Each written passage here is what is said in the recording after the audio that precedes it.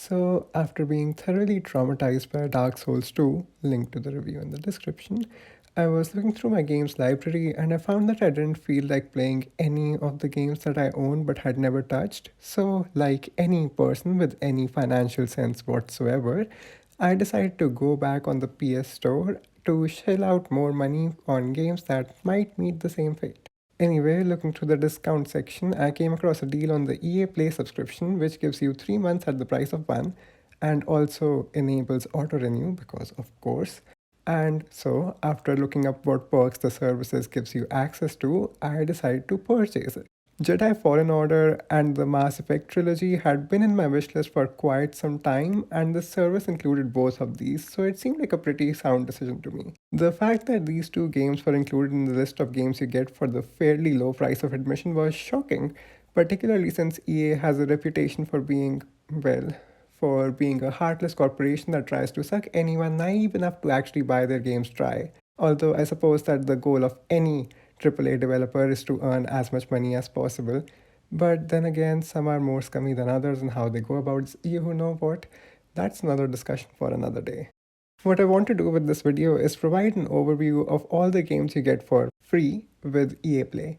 I had hoped to play all of them, but I've been kind of busy lately and that's just not possible.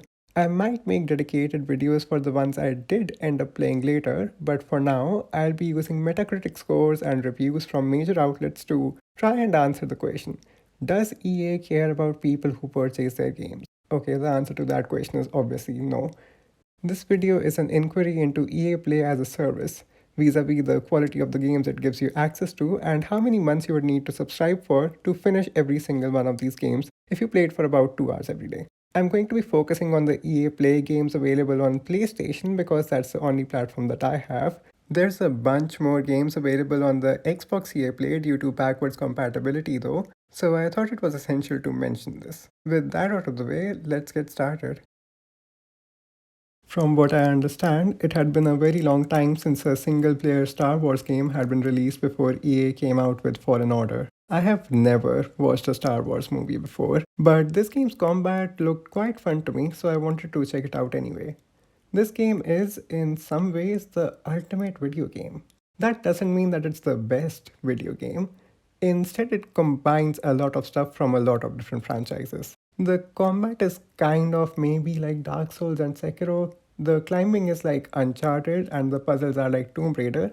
And there are Metroidvania aspects to it too. I had a lot of fun with this game, but the game tries to do too much at once and it ends up fumbling some stuff up in the process. Plus, there's a ton of bugs and visual oddities. Also, there's a dedicated PS5 version which doesn't seem to make use of any of the PS5's features, so that's great. Overall, I think it's worth checking out despite the jank, but just temper your expectations a bit. This is one of those simpler, completely narrative-driven games that relies on its story to carry you through its short length. I would love to tell you about my experience with it, but playing this game on the PS5 causes building models to flicker in and out of existence, rendering it completely unplayable. Reviewers who did get the honor to play this game claim that it was not an honor at all, considering that the gameplay lacks any semblance of depth. The story that this story-driven game is trying to tell is also too in-your-face to be compelling. So maybe this title is better left in solitude. At least its Metacritic score is nice. The legendary remaster of the legendary Mass Effect trilogy is aptly named Mass Effect Legendary Edition. I had never had the chance to play these games previously, and I have to say they've done a really good job of remastering them. The graphics look really good here. Plus, there's 3 games in this bundle. For many people, this collection alone is worth the price of admission for EA Play, and I was one of those people. The gameplay has aged a bit. I found myself struggling with the control scheme initially, but these games are sci-fi RPG royalty for a reason, and this remaster is truly, well, a legendary way of playing them. Also, I read that they cut out the multiplayer aspects of the games, so if you're a returning fan, that omission might stick out to you. The latest installment of the Mass Effect series received overwhelmingly negative reviews from fans because it simply could not live up to the Mass Effect name. Full disclosure, I played this game before any of the other Mass Effect games and I enjoyed it quite a bit, but that was before I had been properly introduced to the series. This game pales in comparison to the original trilogy. The animations are wonky and the storylines are subpar. I still think it's decent, but if you're a fan of the series, you probably have different views. This game is just so fantastic. I seriously cannot praise the campaign enough. It's one of the most inventive FPS campaigns I have ever experienced. I will say that this game has been called underrated by so many outlets and reviewers that at this point it is just rated, but there's a reason why it's held in such high regard. I think that the multiplayer scene is a little lackluster now, but the single player stuff in and of itself warrants a download. The Unravel games are 2D platformers in which you control a little red figure made of yarn as you navigate some truly mesmerizing environments to uncover memories of some individuals or families. The storytelling isn't completely explicit, but the first game definitely pulled on my heartstrings, or heart threads if we want to fit into the theme. Reviewers found the first one to lack depth as far as gameplay was concerned, but the second one seems to have made up for it. Also, Unravel 2 has a two-player co-op mode, so you can play with a friend if you're lucky enough to be capable of forming human bonds and don't spend your day crying due to cute video game characters like I do. I don't usually play multiplayer games because I suck at them, but I played a few matches of this one and it was really fun. There's a good rhythm to its killer basketball play, and it doesn't take too long to get into a match. There's fair few maps though, and microtransactions are absolutely a thing. But the game's really fun to hop in and out of. I do see it going stale after a few sessions though. A remaster of an absolute classic arcade gamer, this game is an absolute must play. The focus is on taking out your enemies through aggressive takedowns, and the gameplay loop is just addictive. This game is a ton of fun, and there's a lot to do in here. The remaster doesn't seem to add much, but if you have never played the game before, like I did, it's the better way to experience it. This third person platformer has a unique combat style and a singing mechanic which is endearing, if a bit simplistic. The gameplay lacks any depth, and while I truly appreciate distinctive art styles, something about this one's color palette gave me a headache if I played it for too long. Still, there's no denying the cutesy charm of this title. Before moving on to the games I haven't played, we'll talk about the one that falls in a weird grey area. I haven't played It Takes Two myself, but I have watched a full playthrough of it and I have some thoughts. The game as a whole earned many Game of the Year awards, and for good reason. It shifts the gameplay up throughout its length, and it's one of the best co op games in recent memory. The story is supposed to be a sweet tale of love, but none of the characters feel particularly likable, and the book just really needed to shut up. Plus, it just really seemed to take a weird anti divorce stance. I would have much preferred it if the protagonists, who clearly did not seem to be into each other anymore, just broke up amicably and tried to be there for their daughter instead. Still, the gameplay is riveting, and maybe you'll like the story more than a heartless husk like me. Another creative co op game, this one can also be really fun to play. With its prison break story filled with twists and turns, it's an exhilarating ride, but it doesn't come close to touching the heights of It Takes Two on account of having pacing issues. But it's still worth playing if you manage to find a friend in the time since I read the It Takes Two entry. The Need for Speed games are arcadey racing games which are a whole ton of fun, or at least they used to be till EA joined them with microtransactions. The reviews for these games vary a lot, so let's start with Hot Pursuit and then race through the rest.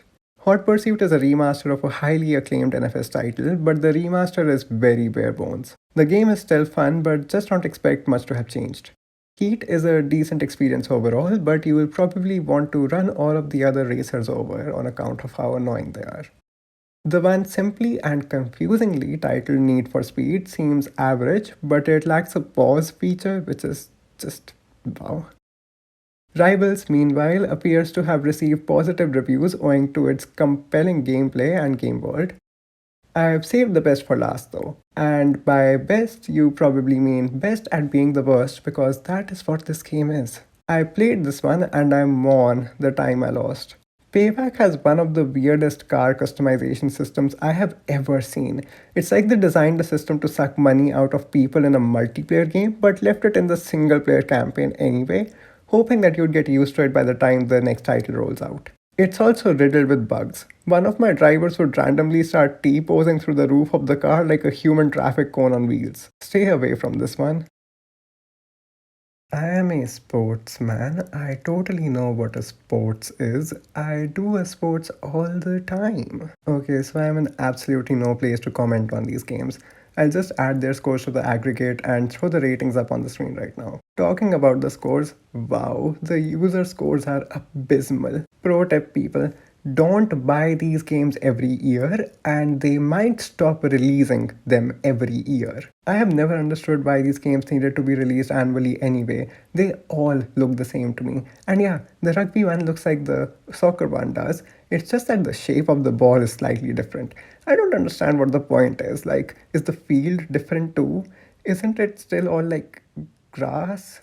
Oh, and they wear different clothes? Okay, so do I. Where's my recurring fee? I remember how hopeful everyone was about this game.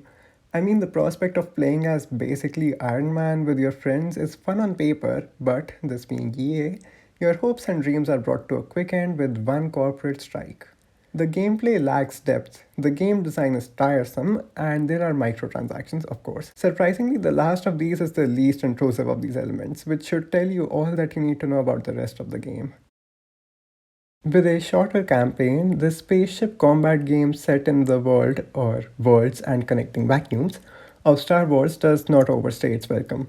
The game is made to be immersive and it is VR enabled, which turns the immersion up even more. If hurtling through space while shooting blasters at enemy rigs sounds like your kind of thing, this game is probably for you. Just don't fly too close to the sun. I hear that's not good for you. This free to play looking game is bundled with EA Play because apparently it costs real human money. That doesn't stop EA from adding in microtransactions to this already mediocre experience. Much like a Wattpad story, this game likes to act like it has depth, but you are quickly disillusioned when you're staring into the loving eyes of the fifth black haired, black eyed emo boy you met this week. That analogy fell apart, but so does this game's combat system, so you can't really blame me. This free to play looking game is actually free to play. I don't know why this is even listed on their page as part of EA Play. I'll be discounting its Metacritic score when I calculate the average to penalize this. Apparently, Battlefield 5 was met with a lot of hate because it strayed from being, oh god, I hate these words so much, historically accurate. In this case, I understand why players were mad. The series had been fairly true to life up till this point, and this game took a tonal shift. My disdain for these two words that I refuse to repeat comes from my experience with the Assassin's Creed games and certain parts of that community. I might get into this whole argument in a separate video, but I believe there is merit to people decrying the more fantasy aspect of those games, or the newer ones at least. It's just that a lot of people use past precision to further their own baseless biases, and now my brain automatically associates these two things. Anyway, the game on its own merit seems to be fairly decent all around, and a lot of the bugs that plagued its launch have been eradicated. Opinions about this game seem to be really mixed, but the player base still seems fairly active. Hardline also seems like a divisive title, but it got better critical reception at launch. The campaign seems to be competent, and it's good that you can play a co-op because you will need to search for people to play it with. Battlefield 1 seems like a bit of a fan favorite. Not sure how active the player base is currently, but the campaign alone makes it worth checking out. Finally, 4 is similarly liked by many, but it too has cadaverous matchmaking now. Of the two shooters set in the universe of Star Wars, the first title lacks a single player campaign, but the online stuff was fun at the time. Although, with the release of Battlefront 2, I doubt that you will find many populated lobbies. Battlefront 2 was peak EA loot box grab when it launched, but its multiplayer has improved a lot since. The campaign is mediocre, but the online aspects work really well and have a ton of content, so it might be worth checking out if you're into shooters. If you're willing to play 10% of a game and then buy the rest of it in the form of DLC packs, The Sims 4 will be the perfect place for you to burn all your money. The base game is pretty fun if you're into these management games, or if you just like to torture and attempt to murder your Sims, but a lot of content is packed behind paywalls on paywalls. Also, controls on console can be a bit hard to wrap your head around. The more inferior of the two Mirror's Edge games takes on an open world approach. While maintaining the same seamless first person parkour as the original, this game emphasizes combat, which turned a lot of people off of it. Personally, I'm still excited to check it out sometime soon, but there's a bunch of hackneyed open world stuff in here that you might have low tolerance for. Plants vs. Zombies Garden Warfare is a colorful and fun shooter and tower defense game, and it's probably the only shooter in which pea shooters are actually viable. This game got praised for being colorful and playful back when it was released, and with the advent of Fortnite, that uniqueness has been converted into ubiquity. It was great at the time, but I doubt that servers will be populated anymore. The sequel to this game also reviewed fairly well since it added a plethora of customization options and a campaign mode, which, although not great, was a thing. Battle for Neighborville is also in a similar vein, providing an underwhelming single player experience. The PvP is still fun, but it's now riddled with microtransactions, so have fun shelling out whatever money you have left over after purchasing the Sims 4 DLCs. Another gargantuan RPG from BioWare, this fantastic and complex title will make the ridiculous amount of time you spent in it worth it. The story can be a bit arcane, but the gameplay, side plots, and expansive RPG mechanics will keep you hooked nonetheless. The Dirt games lie somewhere in the middle on the spectrum of driving simulation games and arcade games. The rally games lean more heavily on the simulation side. These games review fairly well as a whole owing to their really strong gameplay. Dirt 5 seems to have slipped off the wagon a bit, completely shifting gears and pulling a 3-point turn towards the arcade side, but the rest of the games are still a hoot, provided you're into this sort of thing. Grid isn't a part of the Dirt franchise, but it's in the same vein as them. This arcade racer provides invigorating races, but it lacks substance. Not only have I shot myself in the foot by grouping racing games together because there's only so much you can say about them, but I've also cut my leg off with a hatchet by finishing the list on one. This game is a fun sim game. Maybe you'll have fun. Try it. I truly don't know what to say anymore. Now it's time for the fun part, math. First, let's talk about the Metacritic average of all of these games. The average lies at about 75 across 50 titles, which is decent, surprisingly. The user scores tell a different story though, with a low score of 5.6. So make of that what you will. Personally, I feel like there's a lot of games on here with a multiplayer focus with completely dead communities, so those are literal throwaways. The titles do range many genres though, so that's a plus. But I would prefer it if they removed some of these redundant titles and added higher quality experiences like Lost in Random instead. Anyway, it's time to talk about the total playtime now. What complicates things is that there's a bunch of multiplayer games on here. I'll be working under the assumption that you too are a social recluse who won't touch these titles. Do note that I'm not talking about the linear multiplayer games like It Takes Two and A Way Out, just things like Battlefield where it's difficult to tell how long someone will stick with that particular title. I'll also exclude the sports games because people's mileage with them will vary depending on the modes they prefer to play. All that said, the total playtime of just the single player stuff if you were to complete the main story alone and not touch the side content is 508.5 hours. If you were to play for 2 hours each day, it would take you around 254 days to just finish all of these games. That equals to about 8.5 months of you giving money to EA to let you continue your subscription. Honestly, that's much more than I expected, but it makes sense considering that many of these games belong to the same series and they're essentially the same experience repeated. So, is EA Play worth it? The answer is a definite yes. Look, it completely depends on what you prefer. Personally, I got it at a discounted price and it was more than worth it for me. People who enjoy playing multiplayer games will probably get their value for money. The lonelier ones will probably have a good time with it too, provided they're into RPGs or racing games. Regardless of your proclivities, if you enjoy microtransactions, this subscription is absolutely for you. Okay, so I'm just finishing up this video now and I have some thoughts. Apart from the video being flawed by its very nature, given that I can't really play all of these games and verify the data, I much prefer the game critiques that I do to whatever this was. I'm just having fun with this channel and seeing what works for me and what doesn't, and I doubt that this format will make a return. Except maybe for PS Plus at the end of the year, if I'm still doing videos then. Anyway, thanks for watching and like and subscribe and do whatever else the good YouTubers ask you to do. I have no clue honestly.